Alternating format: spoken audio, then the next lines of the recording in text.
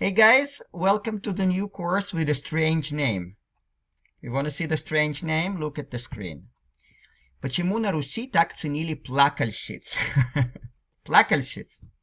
You know what плакальщиц means? Comes from плакать, which is to cry. So плакальщицы would be professional mourners, like women who were invited in order to cry at different events. So they're called плакальщицы in plural, singular плакальщица.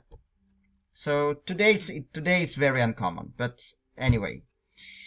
Почему на Руси так ценили? Ценили means valued. So why in Russia so valued, meaning people so valued so much. There is no word people here, but we can infer. Плакальщиц. People valued so much these professional mourners. So here's the picture for you. So let's start working on that. You can open this text on your own screen using the link below. And let's start. And I hope till the next lesson you can print it out, because you will have plenty of new words here. And it comes from the site Окно в Россию, window to Russia. So look what they're saying here.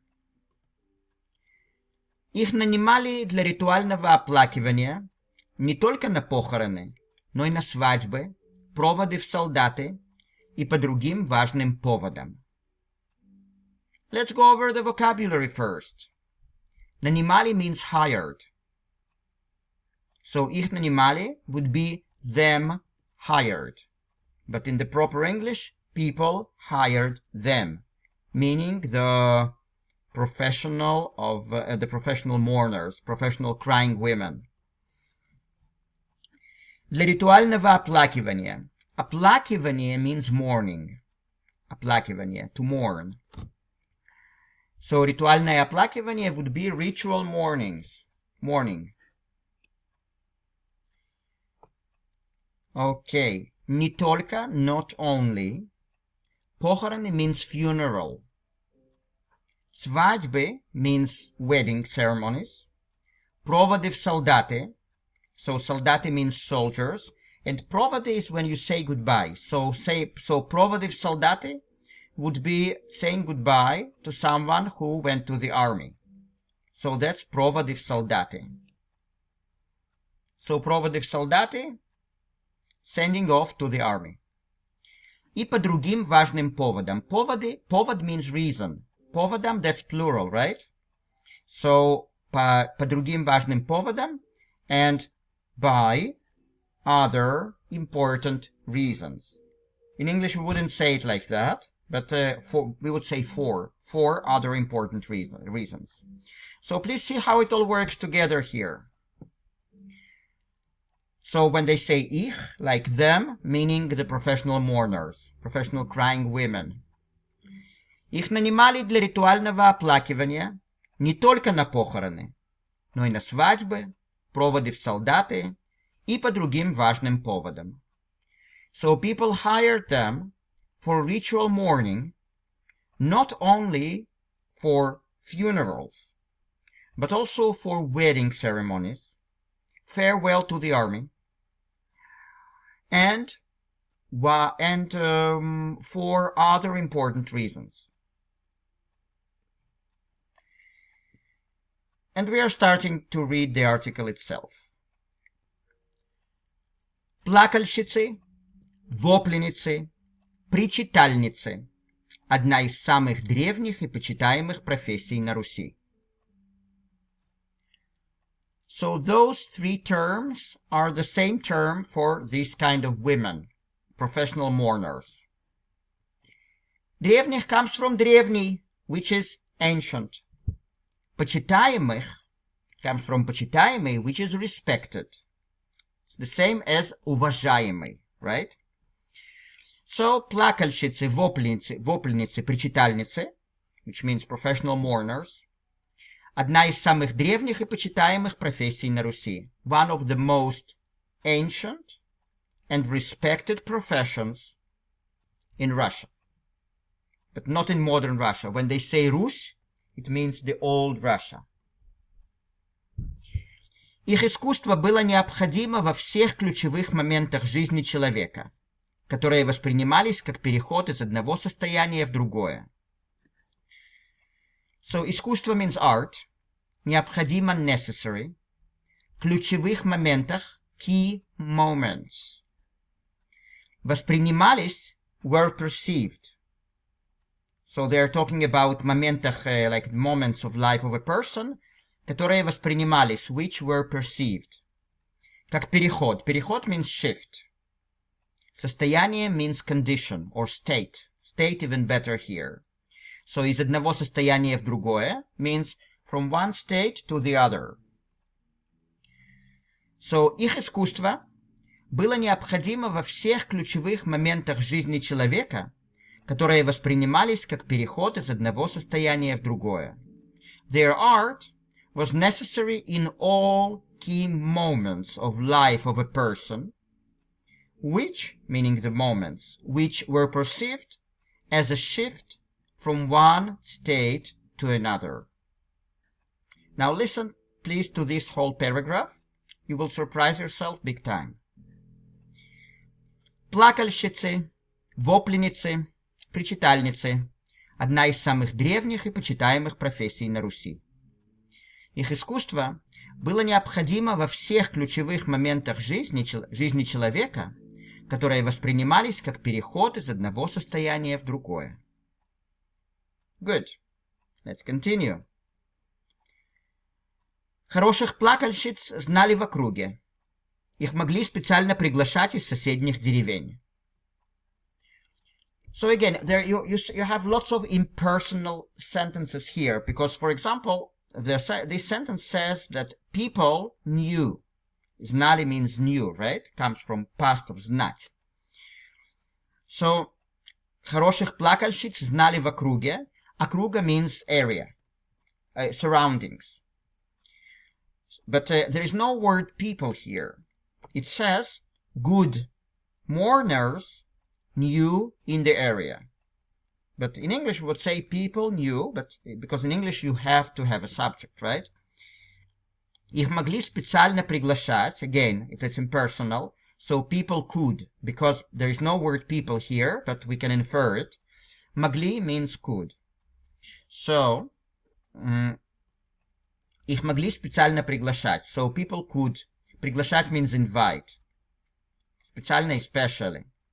Из соседних деревень. Соседних means, comes from соседний, which is neighboring. So, из соседних деревень would mean from neighboring villages. So now please see how it all works together. Хороших плакальщиц знали в округе. Их могли специально приглашать из соседних деревень. So, people, there is no word people here. People knew good mourners in the area. В округе, округа, that is the word. В округе, that's one of the forms, right? So, people knew good mourners in the area. Их могли специально приглашать из соседних деревень. So, they could invite, so it means people. People could invite them, especially, from the neighboring villages. You probably know деревня, village, right? So again, хороших плакальщиц знали в округе. Их могли специально приглашать из соседних деревень. So people knew good mourners in the area. People could invite them, especially, from the neighboring villages. Next sentence. Их искусству обучались с детства, и секреты мастерства часто передавались по наследству. Again, impersonal sentence. Их искусству, so их means their, искусство, we said that's art. Yeah, so the original word is with o at the end. So, people, and обучали means taught, like the past of teach. Обучать, yeah? Обучать means to teach something, to teach some particular skill. So, их искусству обучались с детства.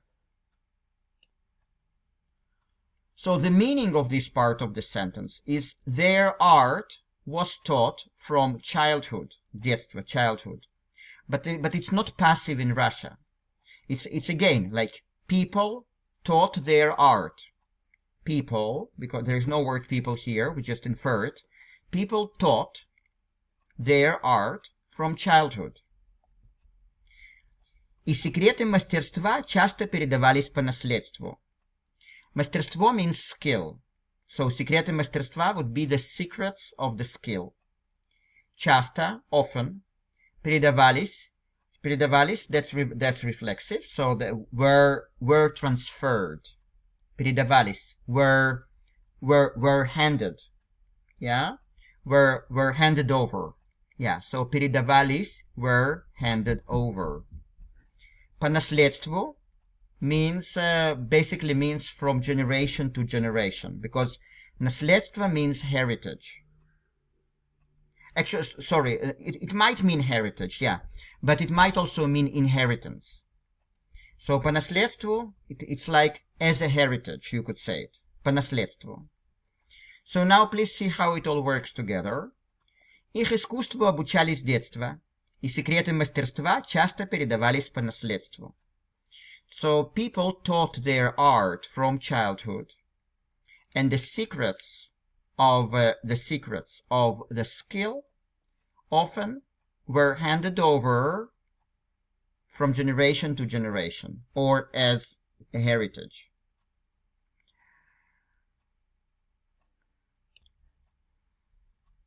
Next.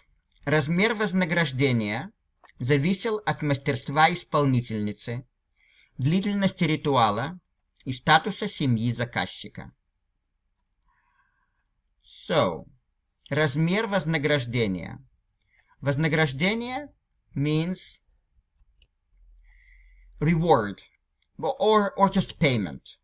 So, вознаграждение, because вознаграждение comes from награждать, which is to award someone with something. Вознаграждение as a noun might be a reward, he got a reward, but in certain cases that's just like basically payment this person gets. And размер means the size or the amount. So размер вознаграждения would be the amount of payment. Зависел от was dependent on. So depended on something. Depended on мастерства исполнительницы. So мастерство means like, basically it means skill.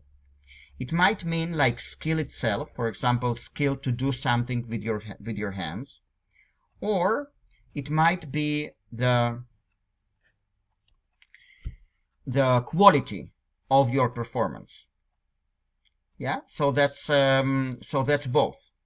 In other words, for example, to repair shoes might be мастерство, or a person can get мастерство, like get highly skillful, as a quality in shoes repairing. So that's both. So, but we will translate that as a skill here. So, мастерства исполнительницы. Исполнительница means the performer, female performer. So, therefore, they're saying, look, размер вознаграждения зависел от мастерства исполнительницы. So, the amount of the reward, meaning payment, was dependent upon the skill of the female performer. Длительность ритуала. Длительность means the length in time.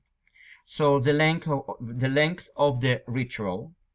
И статуса семьи заказчика, and the status of the family of заказчик comes from заказывать, which is to order. So заказчик means a person who ordered, who placed the order. So let's read the whole sentence again.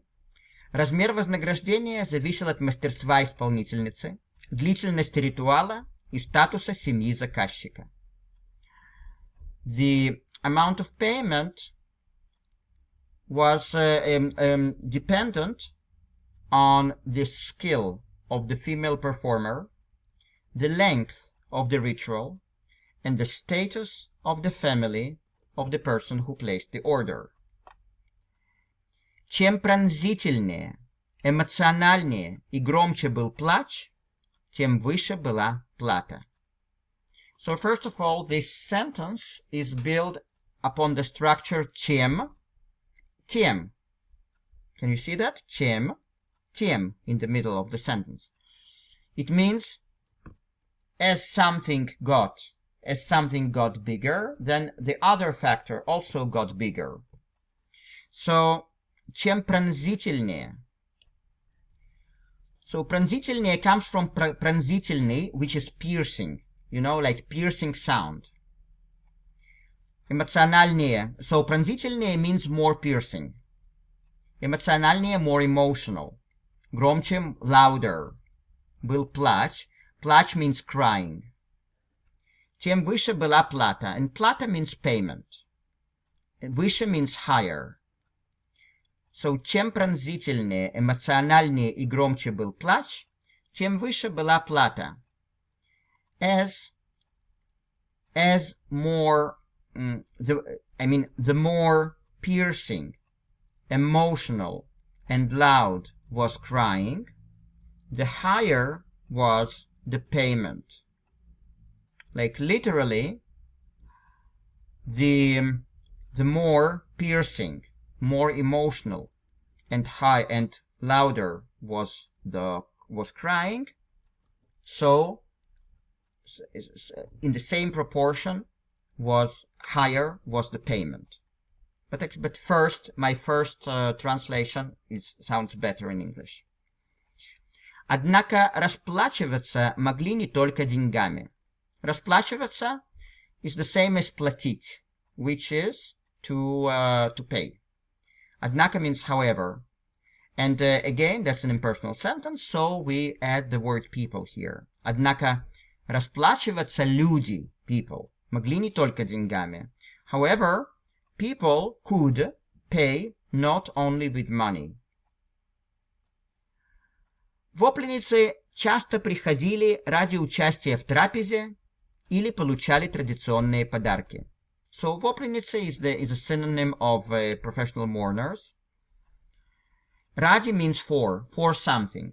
And участие, participation. So, участие в трапезе. Do you know what трапеза means? It means a meal. Трапеза. So, в трапезе means in a meal. Получали традиционные подарки. Подарки, you probably know, that's presents or gifts. So, вопленницы часто приходили ради участия в трапезе или получали традиционные подарки. So, the professional crying women often came for the participation in the meal or got traditional gifts. Interesting, huh? So now I will read this whole paragraph and you will see that you comprehend it, and that's real Russian for you. That's non-adopted real Russian aimed at intelligent native speakers. So look. Хороших плакальщиц знали в округе. Их могли специально приглашать из соседних деревень. Их искусству обучали с детства, и секреты мастерства часто передавались по наследству. Размер вознаграждения зависел от мастерства исполнительницы, длительности ритуала и статуса семьи заказчика. Чем пронзительнее, эмоциональнее и громче был плач, тем выше была плата.